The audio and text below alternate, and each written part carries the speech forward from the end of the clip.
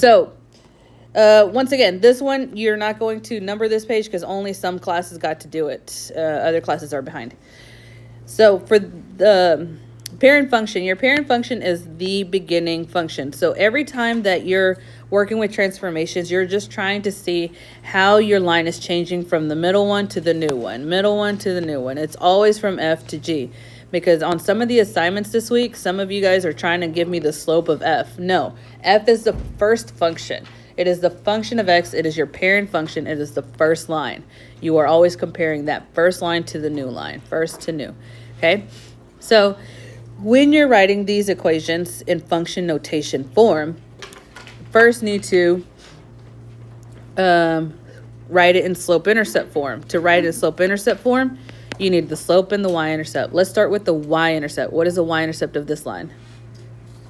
0. And the slope of this one is 1. I mean, it's literally 1 over 1, 2 over 2. So your equation would be y is equal to x. Or, if it makes you feel better, 1x for the slope, 0 for the y-intercept. So whenever they write this in the question, they will always have it as f of x equals x. And it always starts with the function of f of x equals x was transformed to do this, or it was transformed to do that, okay? So number 2, it says write an equation to represent the vertical shift. We have 2 different types of shifts that we worked with this week. We have looking at our chart, we have a horizontal and a vertical shift, okay? So these are the 2 different ways that you would end up writing your equation, and that's why I gave you this chart, okay? So if we look at problem number 2, they want us to write it representing the vertical shift. So for this one, our equation is going to look like y is equal to x plus or minus a number. I thought it was supposed to be D. D. D is the number, yeah. Okay, so for that, we need to find which intercept, the x or the y-intercept? The y-intercept. Outside of the parentheses, we're looking for the y-intercept, okay? So what is the new y-intercept? -5. So our equation would be y is equal to x minus 5. To switch it to function notation form, you use the name of the new line. So y equals changes to Y equals 6. g of x. X will always switch out with f of x. And then you bring down the minus 5. Why don't you put D? If it's function notation. Because we actually have a number to put in that spot. Here. There's D. There you go. D represents the y-intercept. Going down. Correct. The y-intercept is 5. We replaced it with a -5. It should be minus D.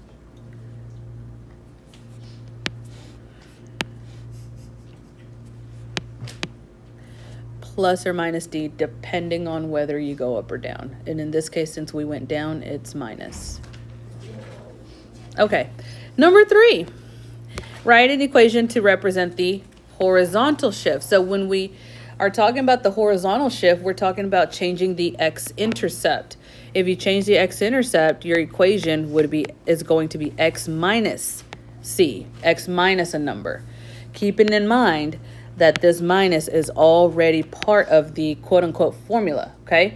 So the first thing I need to do is I need to figure out what my new x-intercept is.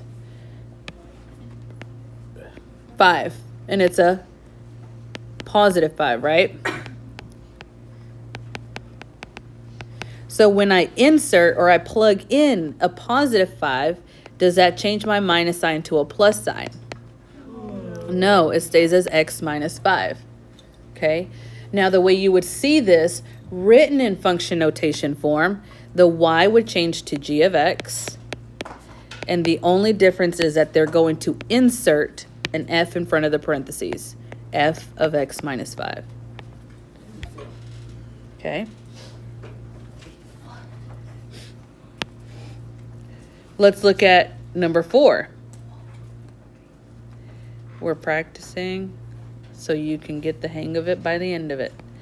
Vertical shift. Vertical shift, our equation is going to be y is equal to x plus or minus d, depending on if you go up or down. In this case, which way did we go? We went up by how many?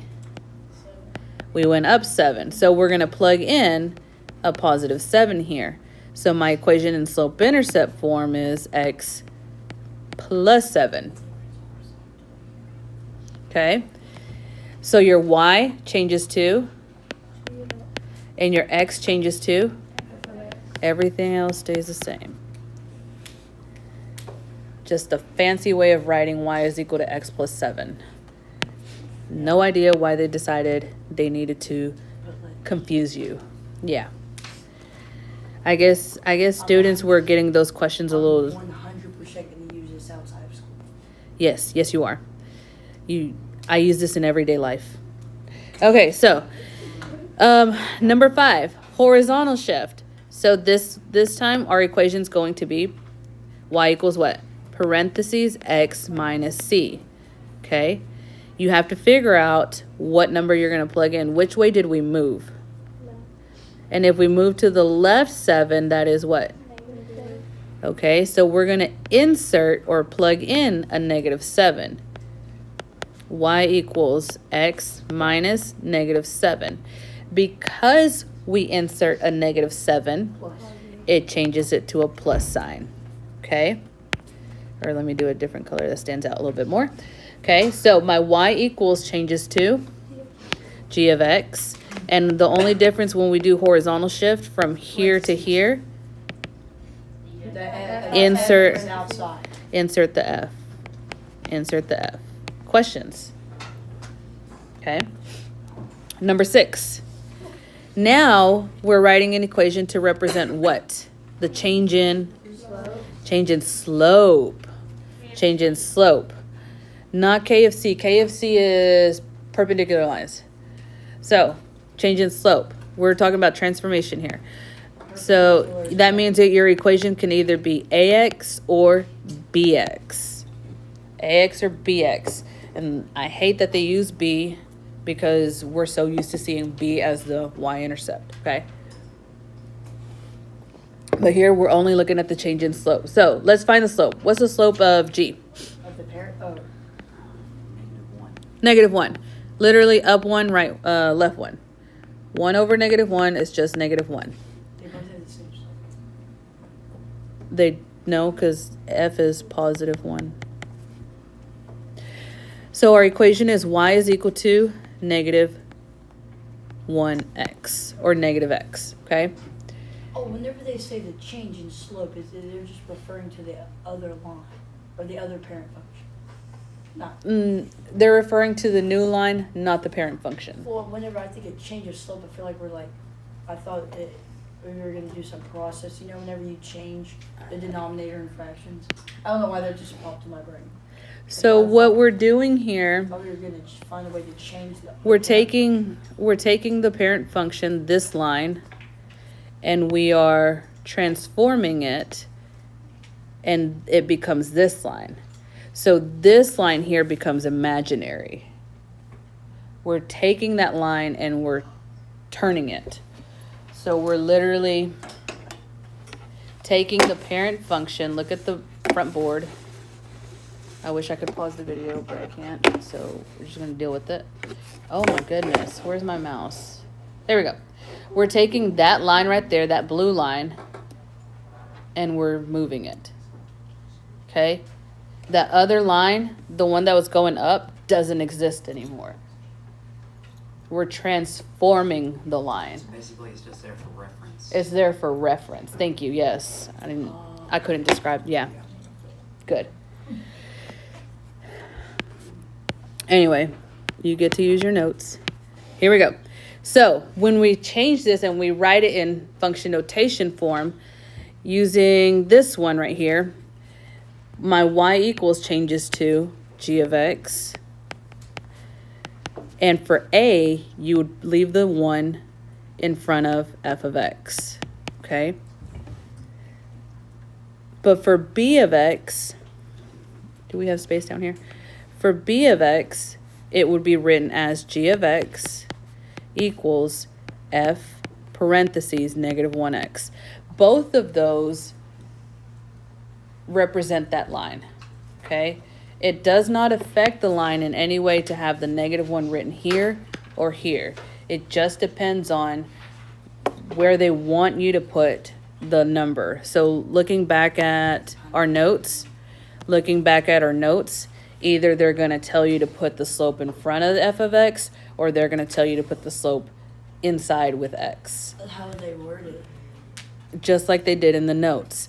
Here, they asked you to put the slope inside with x. In this problem, they asked you to put the slope in front of f of x. Okay. So they will, and if they don't specify, it doesn't matter which way you write it, okay? Because on the homework, there was one where it didn't specify, so it didn't matter which way you wrote it. Looking at number 7, we're writing an equation to represent the change in slope. So, once again, ax, bx.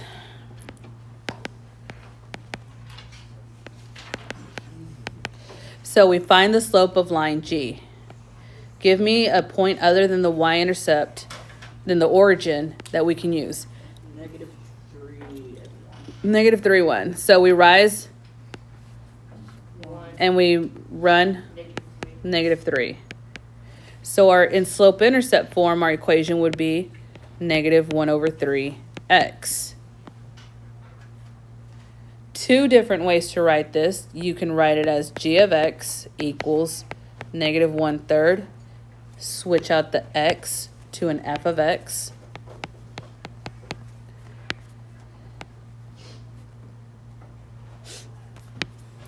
Or you can write it as g of x is equal to f parentheses, because it's not specific, with the 1/3 inside the parentheses with x. It does not matter. With this topic, it doesn't matter where you put it.